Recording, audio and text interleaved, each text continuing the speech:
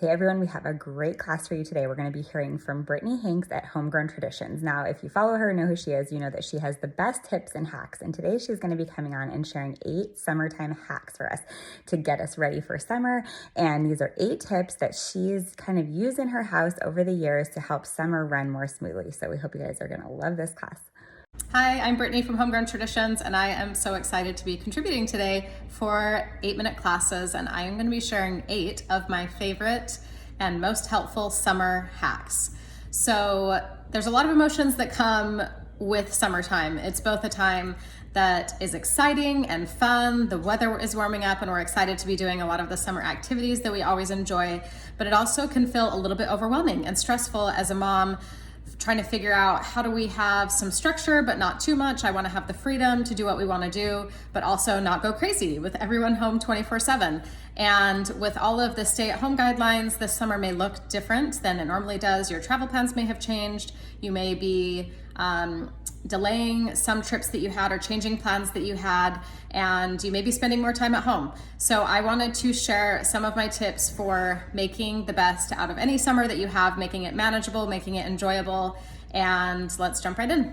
My first tip is to serve a snack board or a snack tray for lunch. So with everyone home in the family 24/7, that can end up meaning a lot of dishes. You could spend all day in the kitchen, cooking, cleaning, doing dishes, putting dishes away. So I always like to keep dishes at a minimum as much as possible. And lunch is one of those times when we usually just do finger food lunches. It's also a great way to kind of make sure you eat extra stuff in your kitchen. So I like to just put together a lunch board with anything we have in the pantry. I grabbed some veggies, I have some hummus in here. We've got some rolled up lunch meat and some string cheese and crackers.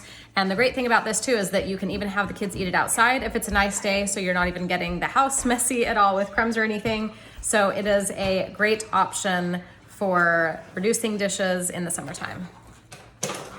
My second summer hack is to brainstorm a bunch of different themes that you want to cover throughout the summer. So you can structure it, and we've done it both ways, where we have a different theme for a different day of the week. Like every Monday we do water activities, every Tuesday we go to the library, every Wednesday we do a baking or something in the kitchen. And we've also done it where we've had entire weeks around a certain theme. Some of our favorites are water activities, animals, plants, space and stars, the earth, baking, service. So you can structure it however it works best for your family, but it's kind of nice to have something to look forward to have your kids contribute, and to focus your activities either each day or week around a different theme. Summer hack number 3 is to keep your pool bag packed and ready to go so that you can leave at a moment's notice and head to the pool. So I like to use a collapsible bag because it's really easy when you're not using it, and we just keep our towels in here. We have these mesh bags for goggles and diving rings and toys, all of our pool toys, and a bag of sunscreen. And then when we decide to go to the pool, it's a very easy endeavor and doesn't feel intimidating. My 4th summer hack is to have a quiet time every day. This is our saving grace in the summer, or at times when everybody is home. When you're all around each other 24/7, it can be very exhausting. It can be very loud. So I feel like when we take just an hour during the day and we each go into a separate room, and you have 1 hour where you play quietly, then we all come out of quiet time, we're better recharged, we're happy to be together again, and it is just beneficial to all of us. Our one rule is that we don't do screens during quiet time. You can structure it however it works best for your family, but each of the kids goes into a separate room. They usually grab 1 or 2 toys, and I also have a quiet time treat basket. So this makes it fun because we usually aren't allowed to eat in bedrooms, so they get to pick a treat, eat that during quiet time. And then I also have a visual countdown timer for my kids that can't tell time yet. So this is great for toddlers, so they don't have to ask every 5 minutes, when is quiet time over? When is quiet time over? So it has been our saving grace. I also have a blog post for more tips on how to start quiet time if you were just starting out, but it is so great. Summer hack number 5 is around screens.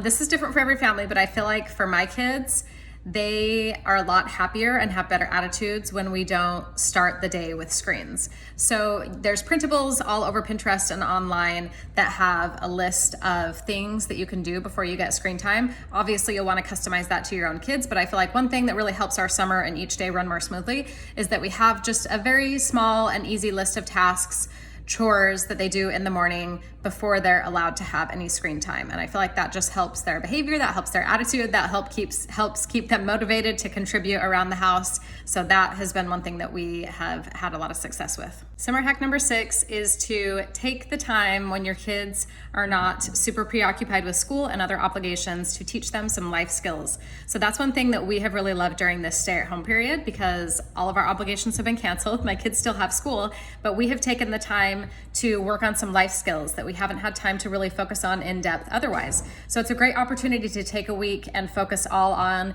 cooking and kitchen skills, baking, weighing out ingredients, sewing, money management, finance, physical health. There's a ton of different topics that we want our kids to have those skills once they leave our home, but sometimes we feel like we don't have the time to teach them. So summer is a great time to do that. I have a whole series on my blog and Instagram called Homegrown School, where we cover a bunch of different life skills, so you can follow those or create your own. But life skills are a great thing to teach your kids when you have a little bit more time with them in the summer.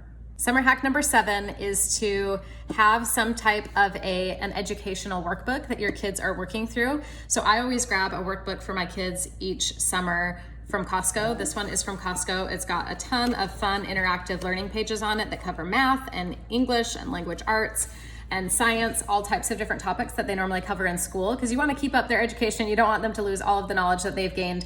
So I usually grab the book for the grade that they're entering. So I had a child just finish first grade, so they'll work through this second grade book in the summer and kind of get a head start on the content next year. And it's just great to not have to search online and print off a bunch of pages. They just do a couple pages in these every day, and it kind of helps them keep up their schoolwork during the summer. Summer hack number 8, my final hack, is to sit down at the very beginning of the summer or right before the summer starts with everyone in your family, get a piece of paper and have everyone contribute to write down a list of things that they want to do that summer. I know when I involve my kids and everyone in our whole family, usually the things that they connect with summer or the things that they really want to happen every summer are sometimes different than what I would think. And so it's very helpful to sit your kids down and say, okay, we're about to enter summer. What are the bucket list items that you really want to make sure happen? And everyone contributes a few things. And then you can make sure that it's feeling like a fun summer for them, and you can get their input, and then they're a lot more excited about doing the activities than if you were just come up with everything on your own. 8-minute Classes has some really, really cute printables for you to create your summer bucket list. So involve your family in that and make sure that they're contributing so that it turns out to be a summer that everyone loves.